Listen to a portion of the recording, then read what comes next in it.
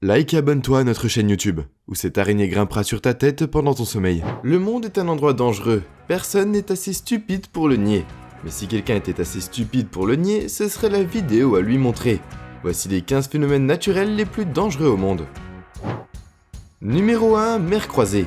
Les mers croisées ou les vagues carrées peuvent sembler assez impressionnantes, mais si vous les voyez, vous devez absolument sortir de l'eau, aussi vite qu'il est humainement possible. Ils prennent des centaines de vies par an, seulement 5% le savent. Les mers croisées sont un phénomène naturel formé lorsque les vagues se heurtent à des angles différents, formant un carré distinct à la surface de l'eau. Il existe des endroits dans le monde où les mers croisées sont assez fréquentes, comme une île au large de la côte de la France, appelée île d'Erway. Voici comment elles se forment. Quand les vagues d'un système météorologique continuent à se déplacer dans la même direction, alors qu'il y a un changement dans le vent, cela produit de nouvelles vagues qui se déplacent dans une direction différente. Elles finissent par courir à un angle créant ainsi un beau mais mortel modèle. Elles semblent inoffensives vues d'en haut, mais sous l'eau, il y a de puissants courants qui peuvent littéralement chavirer et projeter en l'air d'incroyables navires, comme s'ils étaient aussi petits qu'un jouet d'enfant. S'ils peuvent faire ça à un solide navire en métal, imaginez ce que les ondes carrées pourraient faire à une personne. Vous auriez de très forts courants vous frappant au-dessus de tous les angles, et vous tirant de là tout en même temps. Les ondes carrées ne sont pas une blague comme cette vidéo. C'est l'heure du sujet bizarre. Comme vous pouvez voir dans ce clip, le légendaire Idio Stevo a décidé de se faire délibérément des piqûres de méduses douloureuses. Il est même allé jusqu'à 100 mètres sur la tête. Elles prennent des centaines de vies par an, mais seulement 5% le savent. Sérieusement, les piqûres de méduses sont une affaire sérieuse et peuvent être mortelles si vous êtes assez malchanceux d'en recevoir une. Assurez-vous de ne pas la rincer avec de l'eau froide, cela pourrait activer les dards qui ont été laissés dans votre peau. Une douche chaude est préférable. Oh, et ne frottez pas la piqûre, cela ne ferait que l'irriter. Comme toujours. Numéro 2, bec d'eau. Ceci est un bec d'eau, ou en d'autres termes un tourbillon colonnaire très intense, qui se produit généralement au-dessus d'une étendue d'eau. Elles sont généralement reliées à un nuage, mais en général elles n'aspirent pas l'eau. Elles sont considérées comme des tornades non supercellulaires au-dessus de l'eau. Elles sont généralement assez petites et faibles. C'est juste une petite colonne d'air qui tourne le plus souvent pas. Elles sont beaucoup plus faibles que leurs homologues terrestres. Bien qu'elles soient plus fortes, des trombes d'eau peuvent se produire lorsqu'elles sont engendrées par un mésocyclone. Elles ont l'air terrifiantes, mais en réalité, elles ne sont pas du tout une menace. Mais elles sont très intimidantes, surtout si elles sont formées près de la côte. Par exemple, dans cette vidéo, vous pouvez voir que le ciel est très bleu, et c'est une journée magnifique. Mais là, au milieu de l'horizon, il y a cette tornade menaçante en grise foncée, qui se déplace de manière totalement imprévisible. Cela peut être un peu impressionnant. Pour être honnête, si elles prennent de l'élan, les trombes d'eau peuvent facilement renverser des voiliers. Alors quoi que vous fassiez, ne nagez pas vers elles. Elles se forment généralement dans les zones tropicales, mais en hiver, vous pouvez avoir une trombe de neige ou une trombe de glace. Ce sont des trombes d'eau extrêmement rares qui se forment à la base d'un grain de neige. Numéro 3, brinicle. Se faufilant dans les eaux profondes de l'océan comme une anguille gelée de la destruction, un phénomène étrange gèle tout ce qu'il touche. On les appelle des brinicles et c'est une sorte de formation en forme de colonne, qui se développe sous la glace de mer, aussi connue comme le doigt glacé de la mort. Pensez à une stalactite de glace qui s'étend jusqu'au fond de la mer, gelant absolument tout sur son passage.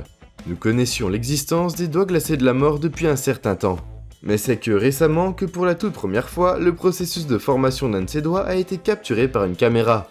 C'est la BBC qui a réussi à filmer la saumure sous le point de congélation, qui s'enfonce sous la surface de l'océan et gardant sa forme liquide grâce à son contenu en sel.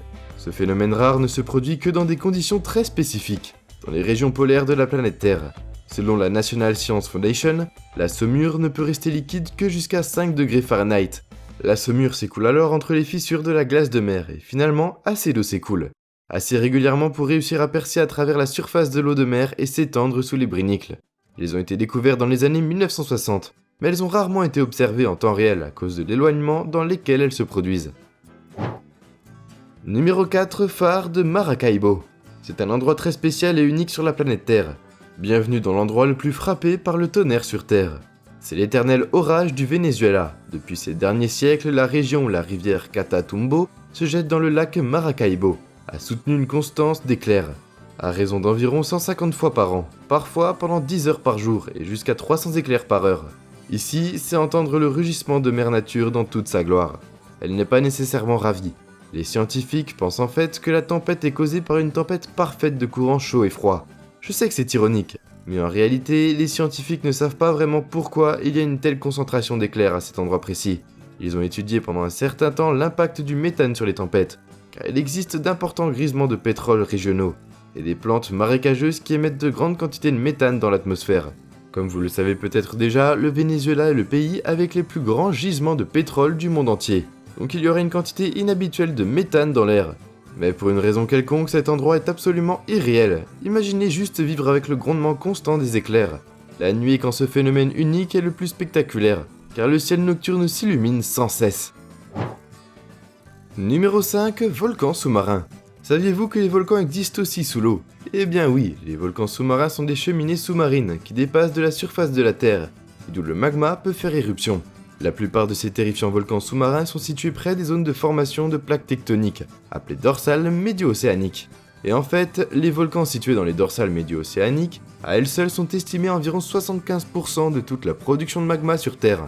Mais rassurez-vous, presque tous les volcans sous-marins qui existent sont situés dans les profondeurs des mers et des océans. Seuls quelques-uns d'entre eux existent dans les eaux peu profondes, et seulement ceux-là peuvent déverser des matériaux dans l'atmosphère, lorsqu'ils sont en éruption. Néanmoins, il y a eu des cas où un volcan sous-marin a entraîné des pertes humaines. Le volcan sous-marin de Colombo, situé dans la mer Égée. Il a été découvert en 1650, parce qu'il était en éruption, et malheureusement, environ 70 personnes ont perdu la vie sur l'île voisine de Santorini. Mais le nombre total de volcans sous-marins est estimé à plus d'1 million. Heureusement, presque tous d'entre eux sont maintenant éteints. Numéro 6, tsunami de glace. Les tsunamis de glace sont terrifiants, n'est-ce pas? Ils sont formés par des vents furieux et courants océaniques, ou des différences de température qui créent des murs gigantesques de glace, certains pouvant atteindre 10 mètres de haut, qui viennent s'écraser sur le littoral détruisant tout sur leur passage, y compris les maisons des gens le long des rives du lac Erie, le plus grand des 5 grands lacs d'Amérique du Nord. Les tsunamis de glace deviennent de plus en plus communs avec le changement climatique. Elles commencent à ravager notre planète pendant les mois froids d'hiver. Les rafales peuvent devenir si fortes que des blocs entiers de glace déferlent sur le littoral. La glace finit par s'empiler sur les murs de soutènement et les maisons voisines sont à l'origine de violentes inondations.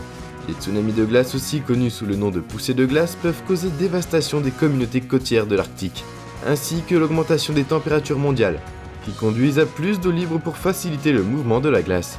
Les systèmes de basse pression déstabilisent les calottes glaciaires. D'énormes blocs de glace sont envoyés vers l'avant.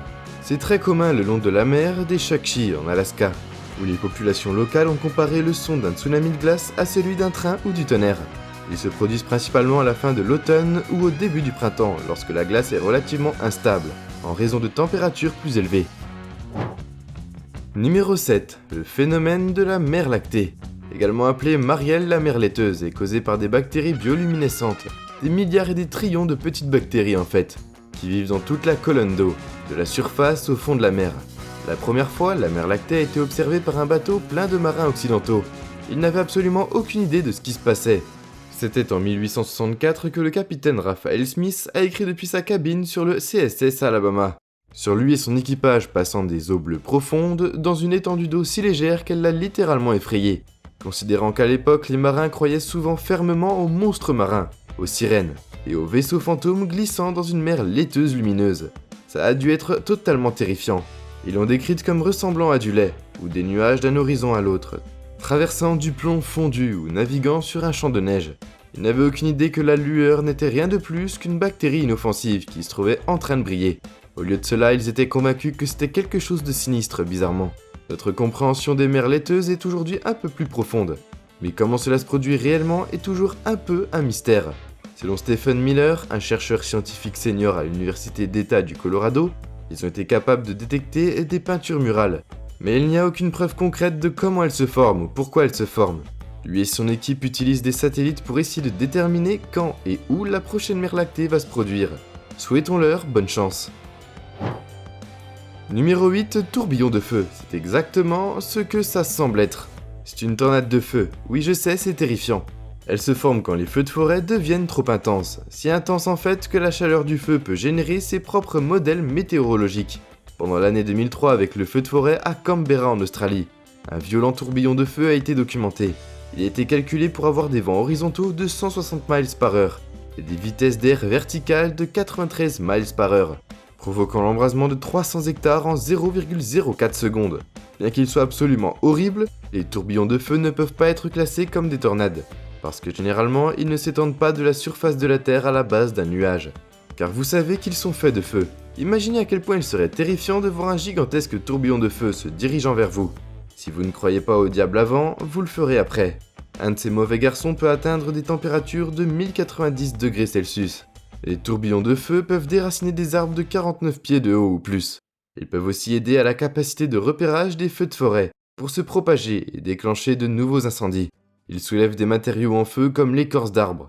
Ces morceaux de feu peuvent être emportés du feu au sol, par les vents plus forts, ce qui les rend incroyablement dangereux et destructeurs. Numéro 9, tempête mousseuse. Le temps orageux n'est pas un phénomène naturel, mais si vous vivez sur les côtes orientales de l'Australie, il y a un côté positif très unique dans cette zone du continent australien. Quand une tempête a lieu, des vagues géantes d'écume de mer se forment. Cette vidéo a été prise quelques jours après qu'une tempête exceptionnellement puissante ait frappé la plage du Grenouille. Et on y voit un homme qui s'amuse, le meilleur moment de sa vie, en jouant avec l'écume. Bizarrement, selon l'administration nationale océanique et atmosphérique, les tempêtes et les cyclones peuvent parfois causer la mer à avoir des couches très épaisses de mousse. Un peu comme la même texture que la mousse qui se forme dans votre baignoire, quand vous émettez des bombes de bain. Maintenant imaginez une baignoire géante, pleine de mousse, mais au lieu d'être dans le confort de votre salle de bain, vous êtes en plein océan. Ça a l'air amusant, non? La mousse est en fait causée par les vents et les vagues qui brassent l'eau, pour que les protéines, les algues mortes et d'autres minuscules particules se lient tout ensemble, pour former des chaînes chimiques plus longues. Ce phénomène est fascinant. Pensez-y comme un grand groupe de particules flottantes qui n'ont rien à faire ensemble, mais qui sont forcées de l'être par un puissant temps froid. Numéro 10, avalanche. Les avalanches sont des événements qui se produisent lorsqu'une plaque de neige cohésive située au-dessus d'une couche de neige plus faible se fracture et commence à glisser le long d'une pente raide. Elles sont parfois appelées glissements de neige, et une fois qu'elles ont été déclenchées, elles accélèrent rapidement et augmentent en masse et en volume de manière assez radicale, car elles entraînent de plus en plus de neige, créant ainsi un effet boule de neige, mais en beaucoup plus grand parfois. Si l'avalanche est assez rapide, une partie de la neige qui tombe rapidement le long d'une montagne peut aussi avoir l'air qui l'entoure en formant une avalanche poudreuse, et c'est un type de courant de gravité. Il existe de nombreux types différents d'avalanches, comme les avalanches de pierre, qui consistent en de larges segments de roches brisées, détachant de la montagne. Les avalanches de glace qui se produisent généralement à proximité d'un glacier, ou les avalanches de débris qui peuvent contenir une pléthore de matériaux non consolidés, comme des pierres détachées ou de la terre. Les plus courantes sont les avalanches de neige, bien que ce type de glissement de neige se produit sur des pentes de 30 à 50 degrés, et jamais sur des pentes avec une couverture arborée suffisamment dense d'arbres. Chaque année, les avalanches tuent plus de 150 personnes dans le monde, et ironiquement, dans 90% des accidents d'avalanche, la victime ou un membre de son entourage est le responsable de la chute de neige en premier lieu. Être pris sous une avalanche peut être mortel, car le corps humain est 3 fois plus dense que les débris de l'avalanche. Il coule donc assez rapidement. Numéro 11, feu de forêt. Également appelé feu de forêt ou feu rural, c'est un feu incontrôlable qui se produit généralement dans une zone de végétation hautement combustible, généralement dans les lieux ruraux. Un feu de forêt est un terme assez large qui dépend de la végétation présente au moment du phénomène. Il peut également être classé comme plus spécifiquement un feu de brousse. Mais ne vous laissez pas tromper par ce nom plus inoffensif. Un feu est un feu et il est toujours extrêmement dangereux et destructeur, et les buissons, en raison de leur faible densité et de leur petite taille, ont tendance à prendre feu et à brûler beaucoup plus rapidement qu'un feu de forêt, bien qu'il dure moins longtemps car les arbres mettent beaucoup plus de temps à brûler complètement.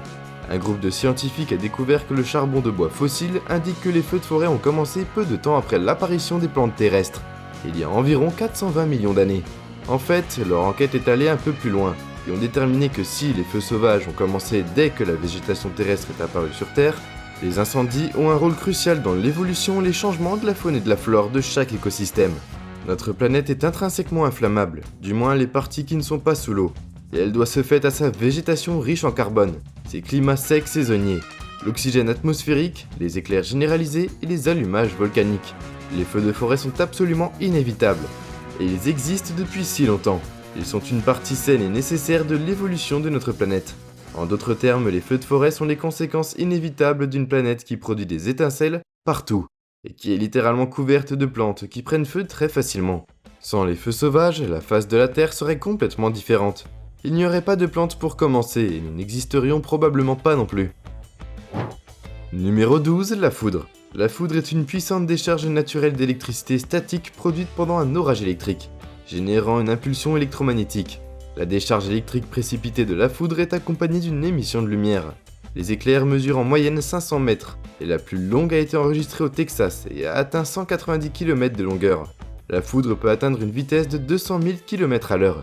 La foudre est toujours accompagnée d'éclairs et d'émissions intenses de rayonnement électromagnétique, dont les composantes sont situées dans la partie visible du spectre et du tonnerre qui est une émission d'ondes sonores, ainsi que d'autres phénomènes associés. Bien que les éclairs à l'intérieur des nuages et entre les nuages sont les plus fréquents, les éclairs entre les nuages et le sol représentent un plus grand danger pour les humains. La plupart des éclairs se produisent dans la zone tropicale de la planète, les plus densément peuplés et principalement sur les continents. Ils sont associés aux phénomènes convectifs, le plus souvent avec orage, bien qu'ils puissent être causés par d'autres événements tels que des éruptions volcaniques, les explosions nucléaires, les tempêtes de sable ou les violents feux de forêt. Des méthodes artificielles sont utilisées pour créer des éclairs à des fins scientifiques.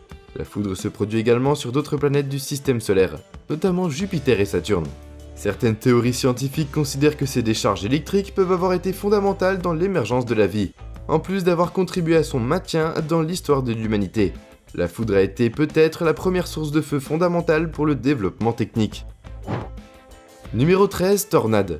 Une tornade est une colonne d'air avec une grande vitesse angulaire élevée, dont l'extrémité touche la Terre et l'extrémité supérieure avec un nuage, ou exceptionnellement comme la tornade de Newton à la base d'un cumulus.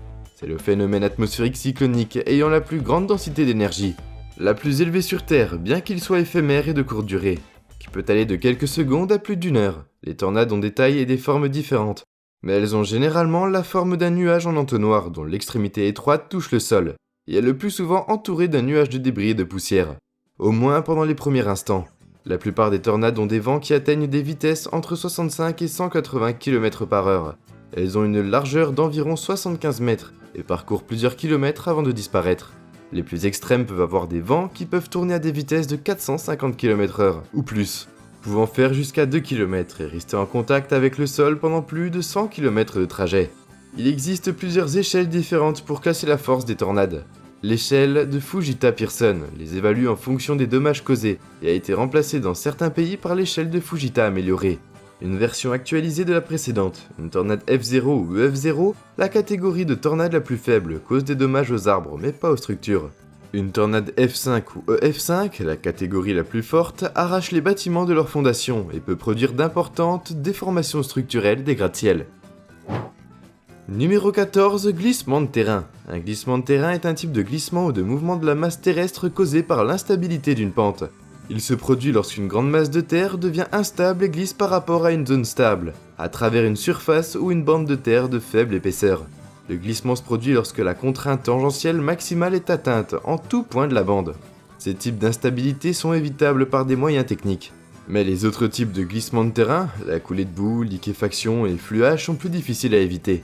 Un exemple de glissement de terrain massif s'est produit au barrage de Vajont, au nord-est de l'Italie en 1963, tuant quelques 2000 personnes alors que des centaines de millions d'euros ont été investis dans la construction de ce barrage. Des centaines de millions de mètres cubes de terre, d'arbres et de roches sont tombés dans le barrage, provoquant un raz-de-marée si gigantesque qu'il a dévasté plusieurs villes du bassin, notamment Longuroni. Les glissements de terrain sont également causés par les pluies qui humidifient et détrempent le sol, ou encore à cause d'un tremblement de terre d'une certaine intensité. Les avalanches de neige peuvent également être provoquées lorsqu'elles atteignent une zone inférieure libre de neige. Un glissement de terrain sur une pente raide dans des cas extrêmes. Lorsqu'ils sont causés par une éruption volcanique, un lahar se forme. Numéro 15, le réchauffement climatique. Le réchauffement climatique est l'augmentation à long terme de la température moyenne du système de la Terre. C'est l'un des principaux aspects du changement climatique actuel. Démontré par la mesure directe de la température et des divers effets du réchauffement, les changements climatiques futurs et ses impacts associés différeront d'une région à l'autre du globe. Une augmentation des températures mondiales, une augmentation du niveau des mers, un changement du régime des précipitations et une expansion des déserts subtropicaux devraient être plus importants sur Terre que dans les océans, et que le réchauffement le plus accentué se produit dans l'Arctique avec le recul continu des glaciers, du permafrost et de la banquise. Autres effets probables sont la fréquence accrue d'événements météorologiques extrêmement plus fréquents, les vagues de chaleur, sécheresse, pluies torrentielles et les fortes chutes de neige, ainsi que l'acidification des océans et l'extinction d'espèces en raison du changement de température. Les humains importants comprennent la menace pour la sécurité alimentaire due à la diminution du rendement des cultures et la perte d'habitat due aux inondations. Car le système climatique a une grande inertie et les gaz à effet de serre continueront à être dans l'atmosphère pendant longtemps.